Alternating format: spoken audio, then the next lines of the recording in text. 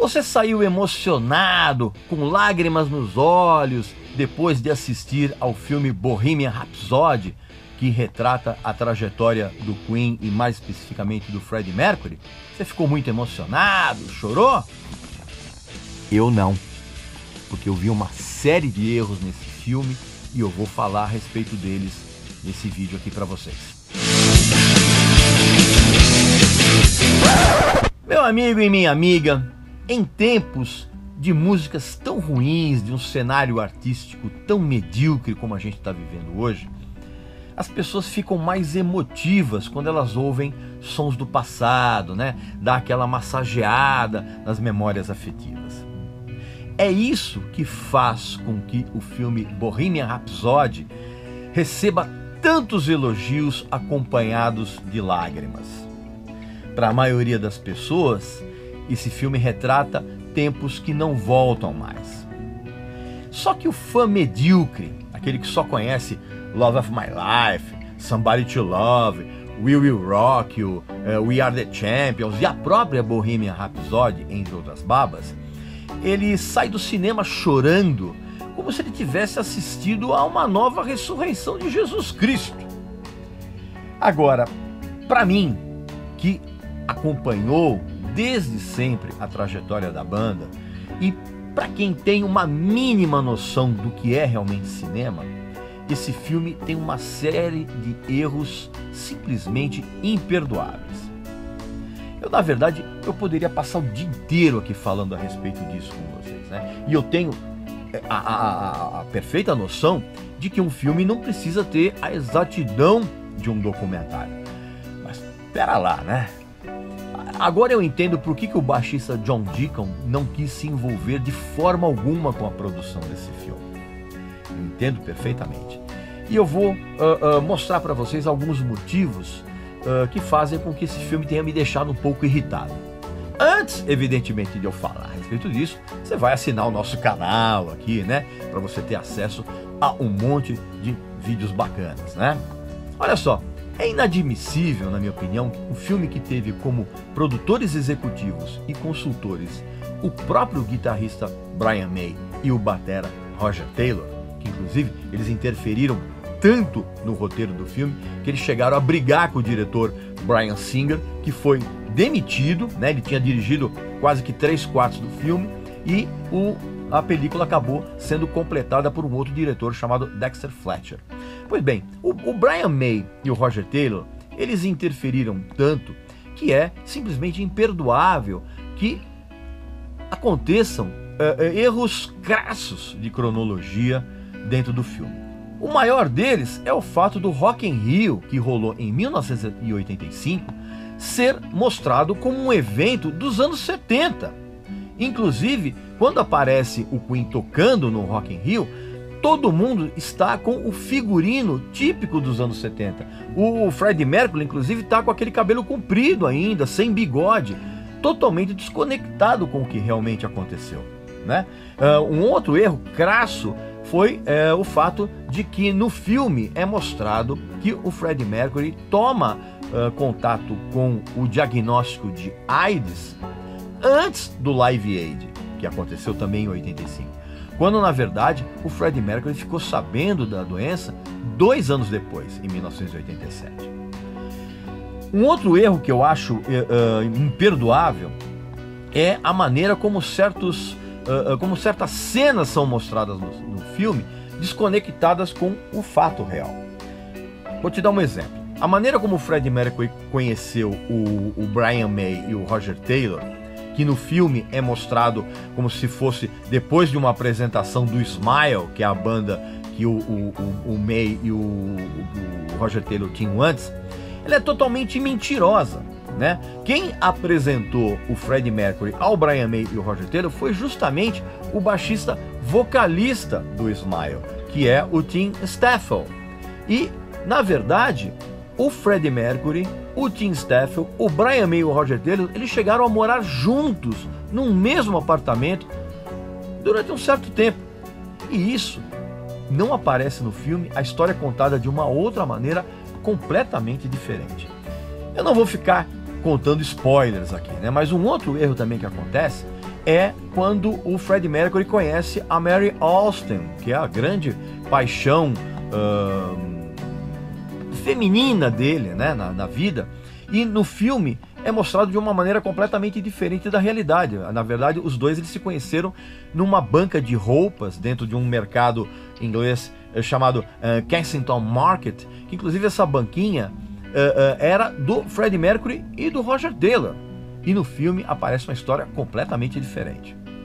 Outro erro que é mostrado no filme é a maneira como é que o empresário foi despedido pelo Freddie Mercury depois de ter apresentado uma proposta de um disco solo para ele dentro de uma limusine. Tudo jamais aconteceu dessa forma. Aliás, por falar em disco solo, tem uma cena no filme em que o Freddie Mercury ele é confrontado pelos outros integrantes da banda e todo mundo muito puto da vida com ele porque ele assinou um contrato para gravar 2 discos solos, dizendo que aquilo ia destruir a banda. Isso é um absurdo total, porque na época em que teve essa proposta para o Freddie Mercury gravar os seus discos solos, o baterista Roger Taylor já tinha gravado não um, mas 2 discos solos. O Fun in Space, em 1981, e o Stranger Frontier, em 1984.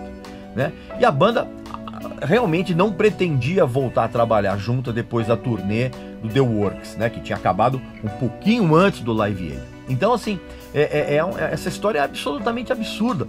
Antes de eu continuar a falar desse assunto, eu quero que você preste atenção a uma mensagem muito importante para você que é pai, mãe e deseja que o planeta que o seu filho vá habitar seja cada vez mais limpo e saudável.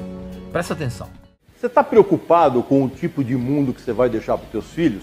Ou você ainda nem parou para pensar nisso? Deveria.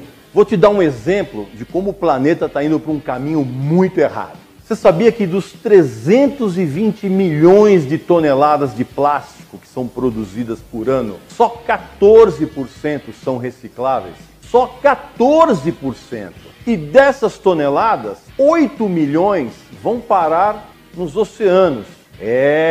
Lá na praia que você frequenta com a tua família, quando você vai dar aquela nadada, né? Tá cheio de plástico boiando. Para você se sentir ainda mais apavorado, saiba que se a coisa continuar do jeito que está, em 2050 nós vamos ter mais quilos de plástico nos oceanos do que de peixes. Vai ser mais fácil você pescar um balde de plástico do que um mísero peixe. Uma vergonha.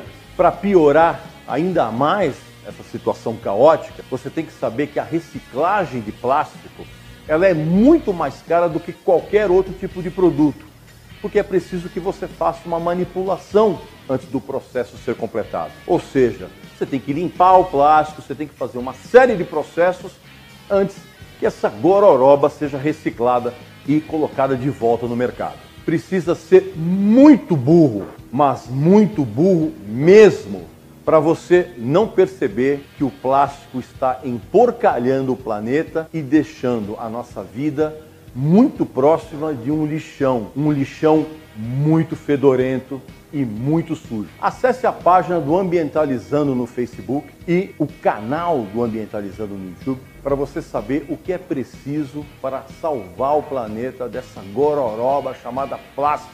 Outra cena absolutamente ridícula é aquela que mostra o Freddie Mercury aguardando num corredor enquanto os outros integrantes da banda decidem se vão voltar a tocar com ele. É um negócio completamente fora da realidade e certamente é alguma coisa criada dentro da cabeça do Brian May e do Roger Taylor para justificar algum tipo de relevância dentro do filme, o que é um negócio simplesmente ridículo.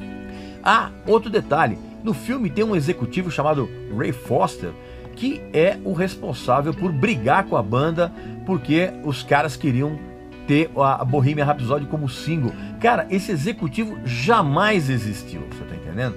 Na verdade, a objeção era da gravadora inteira, da parte executiva, não apenas de uma pessoa. Um outro problema desse filme que me incomodou bastante é o fato de que ele em si, ele parece uma novela roqueira da Globo, sabe? Quase que uma malhação adulta roqueira, né? Principalmente nas cenas que retratam aquelas festas nababescas que o Freddie Mercury fazia, né? Ficou um negócio muito caricato. Também quando mostra a relação dele com os pais, assim, ficou um episódio tipicamente da Malhação. Um negócio simplesmente horroroso, né? Quase, cara, tem hora que parece um dramalhão mexicano. Sério, isso me incomodou bastante. As cenas do Freddie Mercury com a Mary Austin, né? Elas por pouco não caem nessa armadilha, né? Elas são mostradas de uma maneira até que delicada, mas por pouco não caiu na armadilha do dramalhão. Agora, é óbvio que o filme tem muitas qualidades, né? Principalmente na caracterização dos integrantes do Queen. O Rami Malek, por exemplo, ele tá um Freddie Mercury perfeito. Apesar de, eu vou confessar a você, que na hora que ele aparece com o cabelo cortado, eu fiquei com a sensação de que ele ficou mais parecido com a Tammy Gretchen de bigode do que propriamente o Freddie Mercury. Mas isso é só um xiste meu, vamos dizer assim. Foi a impressão que eu tive lá na hora, você tá entendendo? Um outro personagem que ficou muito parecido com a pessoa real foi o ator Gwyneth Lee, que ele fez um Brian May praticamente idêntico, assim, inclusive até o tom de voz assim é igual ao do Brian May, porque eu já tive a oportunidade de entrevistá-lo. E evidentemente que o grande ápice do filme é o final, quando acontece uma reconstituição quase que perfeita dos 20 minutos da apresentação do Queen no Live Aid. Eu confesso que até eu mesmo caiu um cisco no meu olho nessa hora. Realmente foi uma reconstituição muito legal e muito emocionante. Outro ponto favorável do filme é a montagem. A montagem é excelente. Se você não viu ainda, presta atenção na cena da galinha, que é sensacional, e na maneira como os vocais operísticos da Bohemian Rhapsody são criados em estúdio, tá? Um negócio também que eu achei muito exagerado na recepção do filme foi a gritaria da comunidade gay contra o filme, dizendo que a homossexualidade do Freddie Mercury foi camuflada. Muito pelo contrário, esse detalhe no filme ele é mostrado até de uma maneira muito sutil e delicada até, você tá entendendo? E eu não entendia essa gritaria da comunidade gay. O que eles queriam? Cena de sexo explícito no filme do Freddie Mercury com todos os caras que ele teve? Qual é, né? No final, eu confesso a vocês que eu fiquei com a sensação de que o filme nada mais é do que uma ótima sessão da tarde. Lembra? Aquela sessão de filmes que tinha na Rede Globo na parte da tarde? Nem sei se tem ainda. Mas é isso, eu fiquei com essa sensação de que o filme é uma sessão da tarde de luxo. Nada mais memorável do que isso. Pois bem, meu amigo e minha amiga, essa foi a minha impressão a respeito do filme que trata da trajetória do Queen, do Freddie Mercury. Tá? Não esquece de deixar os seus comentários, assinar o nosso canal aqui e na semana que vem eu venho aqui com mais um assunto polêmico ou não, para você se informar e se divertir, beleza? Um abração e até a próxima.